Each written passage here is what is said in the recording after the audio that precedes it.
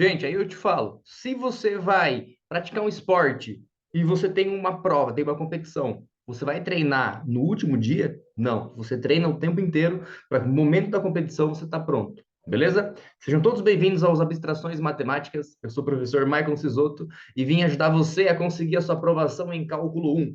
E como a gente está fazendo isso? A gente está treinando o nosso cérebro a absorver o cálculo de uma maneira contínua. Tá? O que seria isso? Seria resolver o livro de cálculo inteiro.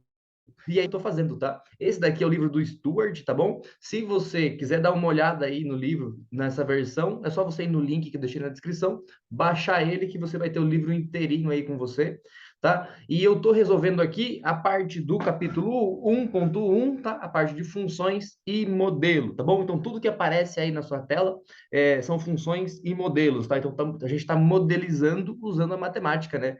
Essas funções elas tentam representar algo no nosso cotidiano. Tá bom? Para começar aí, né, vou dizer para vocês que eu já estou respondendo as questões há um bom tempo, tá bom, gente? E eu vou resolver hoje com vocês a questão número 53 e questão número 54, tá bom? Vou deixar elas aqui em cima. Vou abrir um quadro aqui para a gente ter aonde escrever, né? Está aqui. Opa, 55 ainda não. E aí vocês já podem Aí vocês já podem questionar e saber se vocês sabem resolver ou não a questão. Tá? Eu sempre pergunto isso, né? Comenta aí também de qual é a sua faculdade, qual é o seu curso aí, para eu saber aonde está alcançando aqui esses vídeos e vir aqui trazer mais vídeos para vocês. Bom, vamos lá, chega de enrolação. Qual é o objetivo dessas questões aqui? Se você deu uma lida nas questões lá, ele quer saber se você sabe esboçar, né, representar isso graficamente, o domínio e, qual é o processo que você faria para esboçar essa metade inferior da parábola. Aí ele vai me dar essa função, tá? Então, para esboçar essa metade inferior, qual é o processo? Primeiro, você tem que saber o que é função de quê. Isso é muito curioso, porque no capítulo ele define isso, tá? Mas na hora de resolver, essa é a primeira questão que te cobra isso.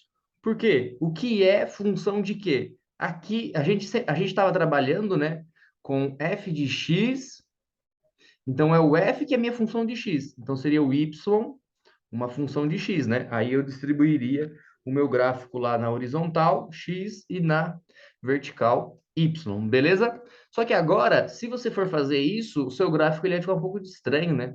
Porque o y ao quadrado de um lado igual ao x, alguma coisa do outro, né? Porque se você olhar isso daqui, ela é uma função, só que a função, a minha variável que depende agora é o x.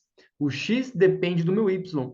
Então, seria um f de y dependendo de y.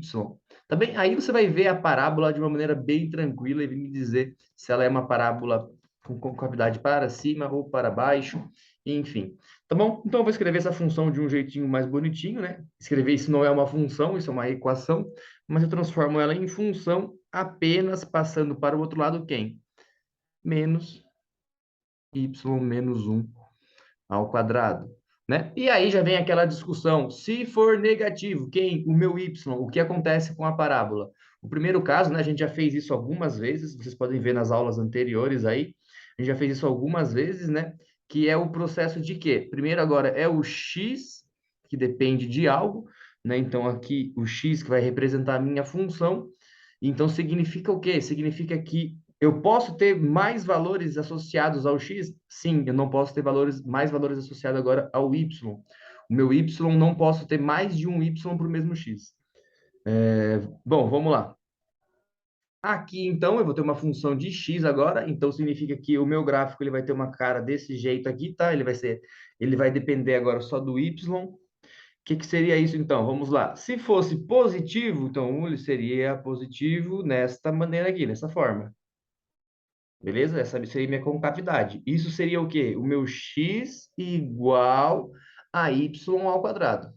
Beleza? Aí eu comparo com aquela ali.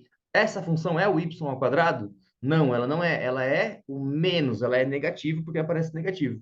Então, de maneira rápida, você já vê que acontece o quê? Acontece uma mudança dos valores, né? Deixa eu inverter aqui. Vou colocar de uma outra cor, de um aqui, laranja.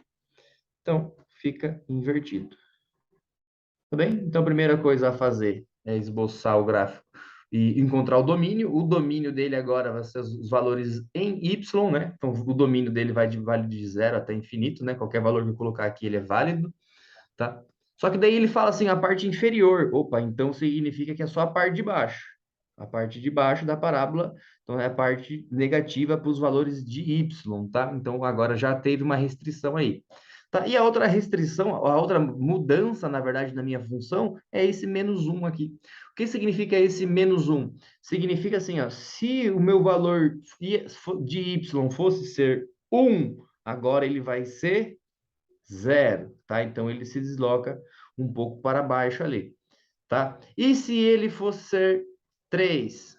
Então ele é 3 menos 1, 2 ao quadrado, tá? Então ele dá uma deslocadinha da minha função dos valores de cima para baixo. Quantas unidades? Uma unidade, né? Beleza? Então ele se desloca uma unidade para baixo. Qual é a consequência disso? A consequência disso é que a sua função, a sua equação 53, ela possui um domínio em y, tá? Isso é a primeira vez que acontece no nosso cálculo, e ele não vale para todos os valores, ele vale apenas para os valores de y abaixo de zero até infinito, né? Perdão, que seria o contrário, né? Ele vem dos valores, vamos ver aqui, ó, abaixo de zero. Então, são os valores... Aqui seria... O y tem que ser o contrário. Aqui, aqui. Y menor do que zero e maior do que menos infinito, né? Tá, mas qual seria a cara dessa minha função? Como que eu representaria ela no gráfico? Então, eu ia colocar lá a parte... Vamos destacar aqui a parte abaixo de zero, porque é a parte importante. E a minha parábola, vocês já viram a cara dela, agora eu vou colocar ela de um outro tom, né? Ela vai cortar o eixo bem aqui, tá bom? Então, significa que os valores ali vai ser uma coisa semelhante a isso daqui. Tá bem? Se fosse somando os valores ali, significa que eu ia chegar antes neles, né? Então, a minha parábola teria um deslocamento para cima, tá? E se fosse aqui, ó, se eu somasse fora disso, tipo, mais um, aí eu ia ter o deslocamento, então, no eixo do X, né? E o X agora acabou sendo a minha... O X acabou sendo a minha imagem, né? E meu X, ele tem valores aqui, ó, também somente abaixo de zero, né? O que que me garante que os valores de x são abaixo de zero? É o negativo e o quadrado, né? Porque todos os quadrados vão ficar positivo e depois com esse negativo ele fica negativo de novo, né? Então o meu x, ele possui valores menores do que zero e também um pouquinho valores maiores do que infinito, né? Ele existe aqui, só que ele existe somente até este ponto aqui onde a concavidade vira. Beleza, gente? Bom, espero ter ajudado vocês nessa questão e agora a gente vai para a questão número 54. Geralmente são questões de listas essas duas, porque é a primeira vez que aparece essa relação de você inverter a função do x, do y para o x, tá bom? E agora a gente olha aqui, ó, quando ele fala assim, a metade superior do círculo, então você já sabe que você vai ter que mexer no domínio, e ele dá essa equação aí de uma circunferência, de um círculo, né? Vamos lá.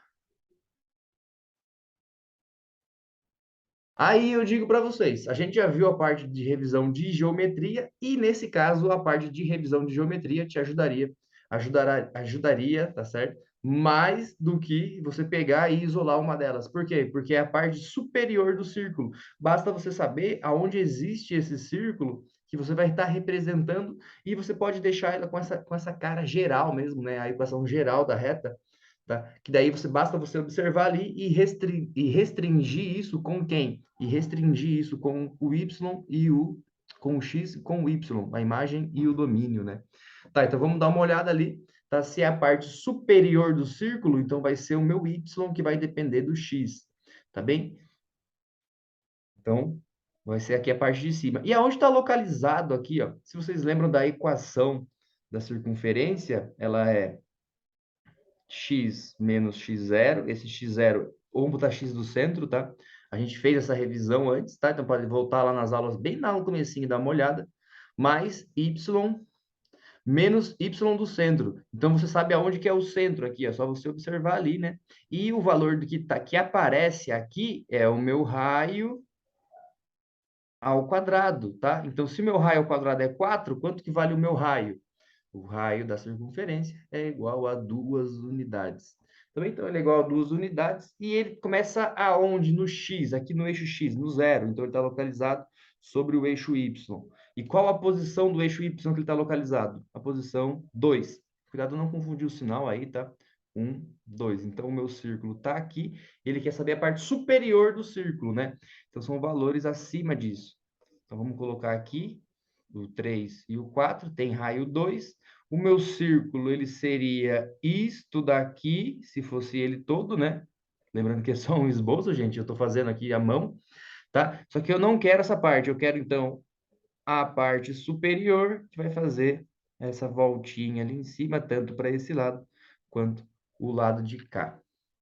Beleza, gente? Então, esse daí é o meu esboço e o que eu preciso saber? Aonde que ele existe para o x. Então, o x, ele é maior ou igual a -2. Esse ponto pertence à reta, você pode jogar ele ali que você vai ver que sim, tá? E ele é menor ou igual a 2 também, tá? Isso tem a ver com a relação do quadrado.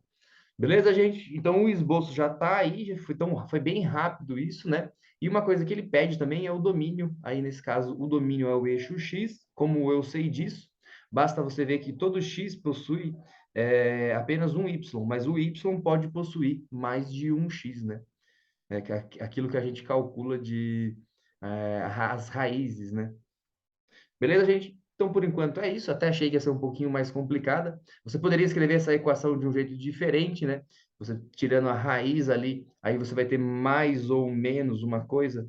Daí do lado positivo vai ser uma forma. Deixa eu colocar aqui o que seria a corzinha, né? Do lado positivo ia ser uma forma e do lado negativo ia ser a mesma forma espelhada. E no caso você ia ter do mesmo jeito esse mesmo esboço aí. Tá bom, gente? Espero ter ajudado vocês. O centro aqui é 2, tá? É 0 e 2, 0 para o x e 2 para o y, que ele aparece ali. Então, o que ele está fazendo? Ele quer saber se você consegue trabalhar. Deixa eu olhar para a cara de vocês aqui. Ó. O Stuart, ele quer saber se você consegue trabalhar com essa relação. E se, de repente, a minha função não fosse no y, fosse no x? O cara saberia trabalhar? Porque daqui a pouco você vai ter que derivar coisas dessa mesma forma, tá?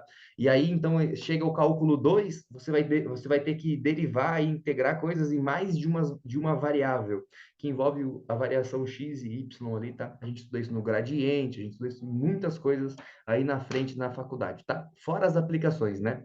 Mas por enquanto é isso, galera. Guarda o conhecimento, lembrando que toda aula de cálculo a gente põe um bloquinho, e toda vez que você tem um pouquinho a mais, a sua parede aumenta e o seu castelo de conhecimento cresce. Beleza, gente? Por enquanto é isso. Fico por aqui. Aquele abraço. Tchau, tchau.